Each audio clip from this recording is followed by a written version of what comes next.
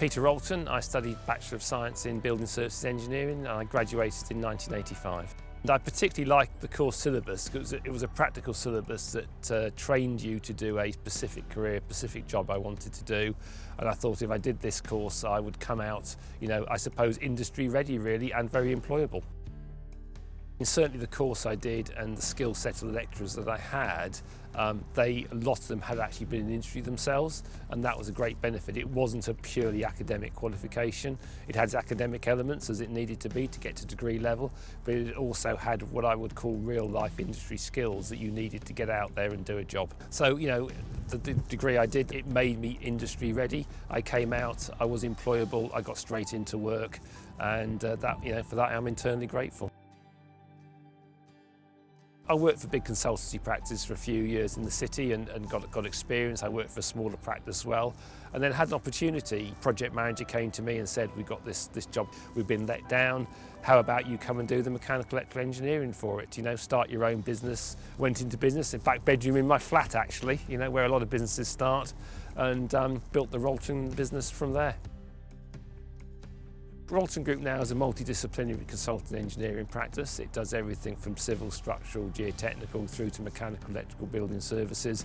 It specialises in high-tech manufacturing and industrial buildings. Our big client base has historically been in the car industry, been a tier 1 supplier to all the UK car manufacturers, which of course is what eventually led us into having a conversation with Britishvolt. So we're stood today on the former stockyards for what was called the Blythe Power Stations, though they're actually in Camas. And these stockyards had all the coal, because they were coal-fired power stations. The site's been derelict since the year 2000, and it's very symbolic in some ways, because of course we're moving to a zero carbon economy. That's symbolised by electric vehicles and the batteries that they're needed. So this derelict site that's providing no employment, no benefit to the community whatsoever for the last 21 years, it's all about to change. 230 acres, we're going to build the UK's first gigafactory on it, and we're going to provide 3,000 jobs in the factory. We also want a supplier park as well to come and locate with us. Hopefully that's another 5,000 jobs. It will be transformational for this area. Well, I want to give back, basically, fundamentally. I've been out into industry, you've learnt lessons, you've learnt lessons professionally in life, and the opportunity to share those back with the next generation coming through.